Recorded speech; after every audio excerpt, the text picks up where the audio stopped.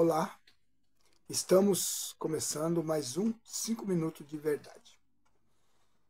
E hoje eu quero falar sobre livros apócrifos. O que são livros apócrifos? São livros que não são inspirados, não é, pelo Espírito Santo.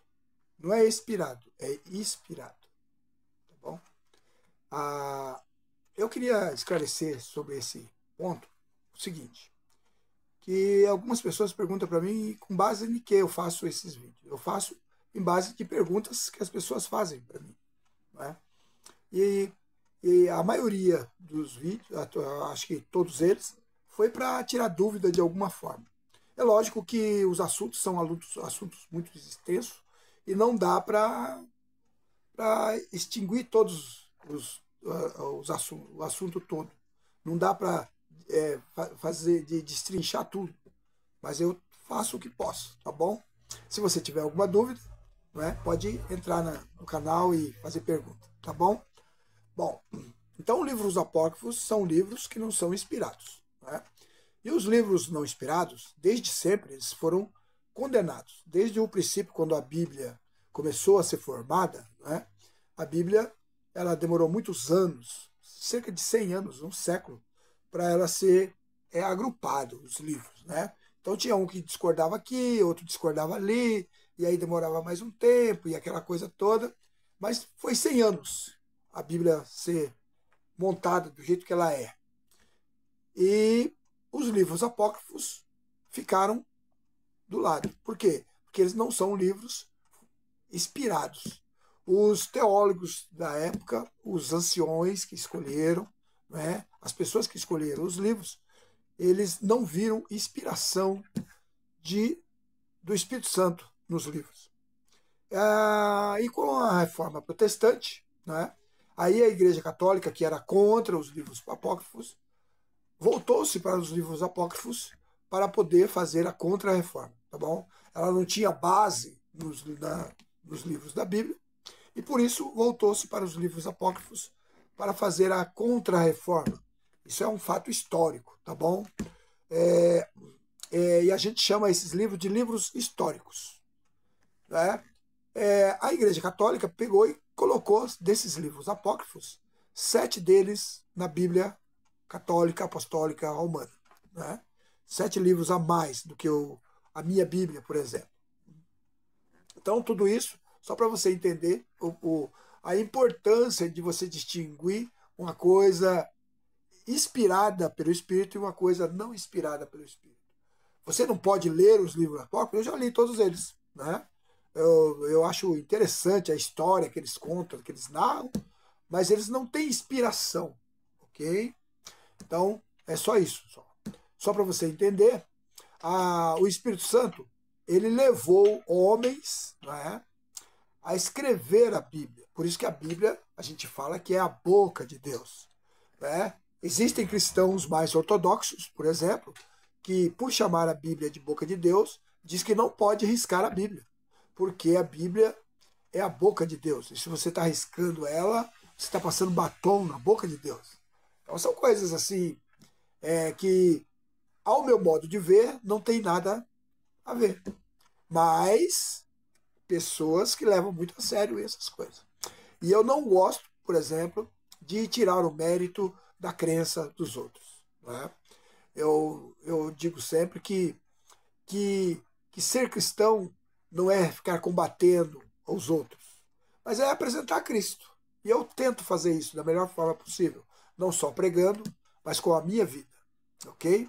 Então, os livros apócrifos e músicas apócrifas, hoje nós temos novelas apócrifas, nós temos tudo que dizem que são bíblico e tal, mas não são.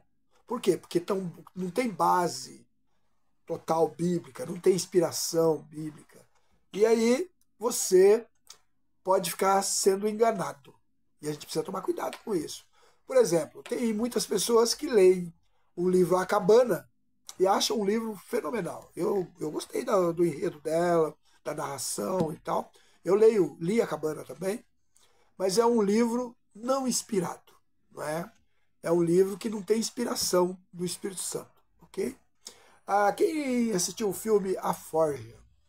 Um filme maravilhoso também, não é? Eu fiquei maravilhado com o filme, gostei muito do filme. Mas é um filme apócrifo, ok? Você só observa que lá, em nenhum momento, cita que você precisa fazer parte de uma igreja, por exemplo. Que você precisa fazer parte do corpo de Cristo. Olha, isso é muito importante, fazer parte do corpo de Cristo. Né? Bom, então, os livros apócrifos têm essa, é, esse desdém, né, neles, né? Que eles contam uma história, um enredo, uma coisa até bonita, mas não trazem inspiração divina para nossas vidas. E o que muda a nossa vida, queridos? Olha, presta atenção nisso. O que muda a nossa vida é a inspiração divina, é a inspiração do Espírito Santo. O Espírito Santo na sua vida, na minha vida, através da Bíblia, tá bom? A Bíblia, ela é inspirada pelo Espírito Santo. O Espírito Santo, quando você lê a Bíblia, ele faz você entender o que você está lendo. Eu tive muitos doutores, professores meus na faculdade, que liam a Bíblia, mas não entendiam nada. E eu ficava explicando algumas coisas para eles. Por quê? Porque não tinha o Espírito Santo. Não é? Então, existem vários livros apócrifos, tá bom? Eu vou citar aqui alguns. Né? Tobias, Judite, Sabedoria de Salomão, Baruque, Cântico dos Três Macebos, Susana, Bel e o Dragão, primeiro e segundo Macabeus, primeiro e segundo Esdra, e por aí vai. Tem vários, tá bom? Só para você ter uma ideia, quando a Bíblia foi formada,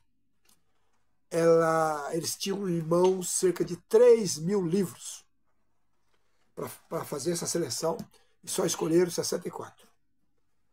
Só para você ver como é seletivo o negócio. Deus sempre foi seletivo, tá bom? Deus sempre foi, sempre será. Ele é seletivo, tá bom? Então, para que não fique nas minhas palavras, qual a importância disso? Isso para que serve para mim, isso que você está me falando, pastor?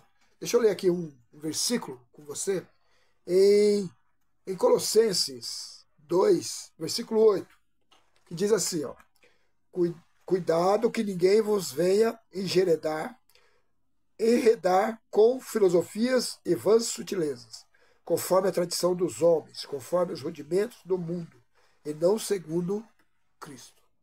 O que mais temos hoje são discursos apócrifos, né? Discursos que não têm inspiração divina. E você precisa tomar cuidado com isso, né? Porque existem pessoas aí sendo levadas para todo lugar, fazendo coisas que um absurdo, né? Falando coisas absurdas, homens que já foram homens tremendos, homens até extremamente usados por Deus, que hoje estão totalmente apócrifos, sem o Espírito Santo. Né? Eles choram, fazem aquela drama toda, mas são só artistas, né? São pessoas que já estão acostumadas a enganar o povo. Né? E isso a gente precisa tomar cuidado com isso. Então, que você saiba distinguir o que é um texto ou uma fala inspirada pelo Espírito Santo e um texto ou uma fala que não tem inspiração do Espírito Santo. Tá bom? Que Deus te abençoe. E não se esqueça, se você não é grato pelo que tem, você não é digno de pedir mais. Deus te abençoe.